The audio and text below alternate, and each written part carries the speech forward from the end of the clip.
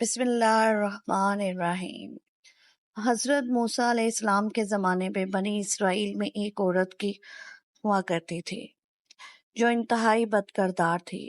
اس کام کے لیے اس نے اپنا ایک محل نما گھر بھی بنا رکھا تھا۔ اس عورت کے حسن و جمال کی تعریف دور دور تک پھیلی ہوئی تھی۔ ایک دن اللہ کا ایک عبادت گزار نوجوان بندہ عورت کے گھر کے قریب سے گزرا تو اس کی نظر اس عورت پر پڑ گئی۔ اب یہ نوجوان اس عورت پر ایسا دیوانہ ہوا کہ اس کا عبادت میں بھی دل نہ لگتا تھا۔ اس نوجوان نے اتنے پیسے جمع کیے کہ اس عورت کو دیکھ کر اسے ملاقات کر سکے۔ اس نوجوان نے اس عورت کو پیسے دیے اور اس سے ملنے چلا آیا۔ جب یہ نوجوان عورت کو ملنے آیا تو اچانک نوجوان کے دل میں خیال آیا کہ میں تو ساری عمر اللہ کی عبادت میں مشغول رہا ہوں، اگر آج یہی مجھے موت آ گئی تو میں اپنے رب کو کیا منہ دکھاؤں گا۔ یہ سوچ کر وہ نوجوان وہاں سے اٹھا اور چلا گیا۔ عورت اسے صدائیں دیتی رہی مگر اس نوجوان نے کہا مجھے اپنے رب سے ڈر لگتا ہے، اور وہاں سے چلا گیا۔ جب اس خاتون نے اس نوجوان کی باتیں سنی تو اس کے دل میں بھی اللہ کا خوف پیدا ہو گیا۔ اس عورت نے توبہ کرنے کی ٹھان لی۔ یہ اپنے تمام گناہ چھوڑ کر اپنے رب کی رضا چاہتی تھی، اس لیے اپنے گھر سے نکلی اور حضرت موسیٰ علیہ السلام کا پتہ معلوم کرتے ان تک جا پہنچی۔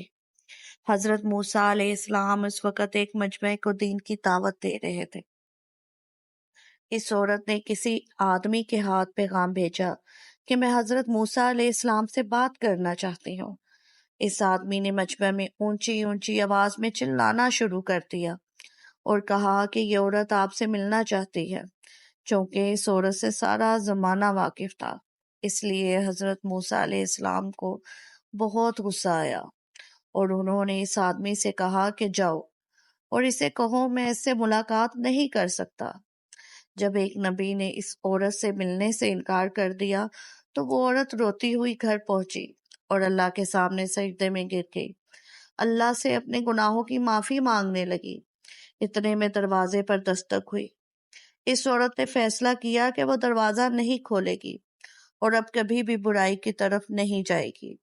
لیکن جب دروازے پر زیادہ زور سے دستک ہونے لگی تو عورت نے دروازہ کھولا۔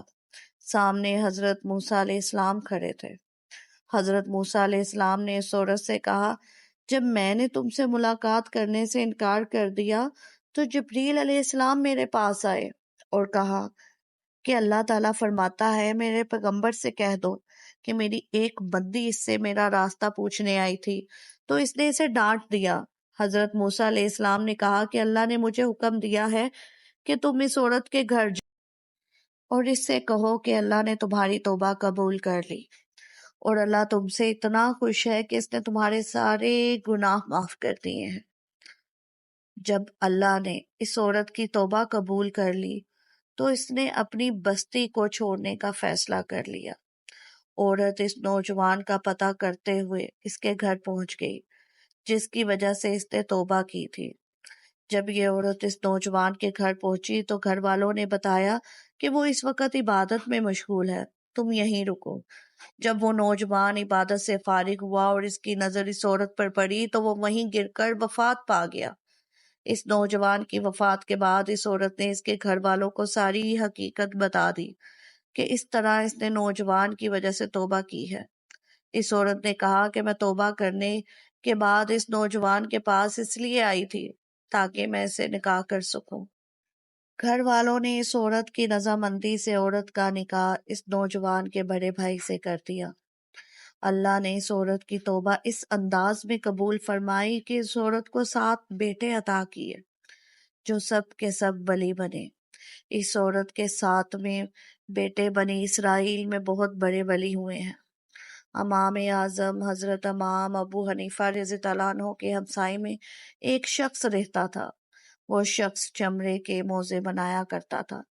وہ شخص دن بھر بازار میں اپنا کام کرتا اور جب رات ہوتی تو شراب پی کر واپس گھر آ جاتا۔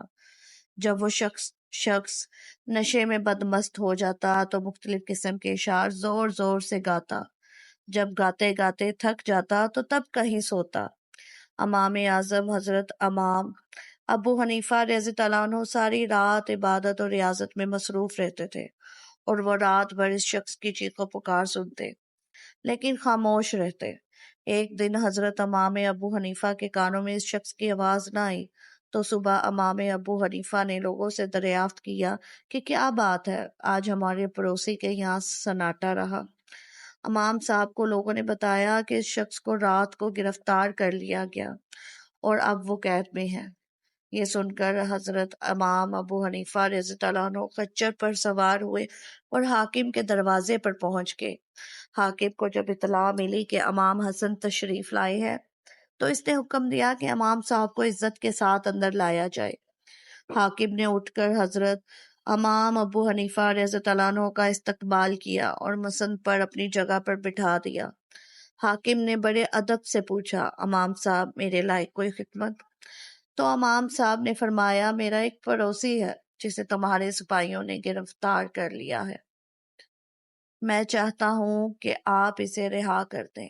حاکم نے امام صاحب سے کہا، بصر و چشم صرف وہی نہیں بلکہ آپ کی تشریف آوری کے اعزاز میں کل رات جتنے لوگ بھی گرفتار کیے گئے تھے ان سب کو رہا کرنے کا حکم دیتا ہوں۔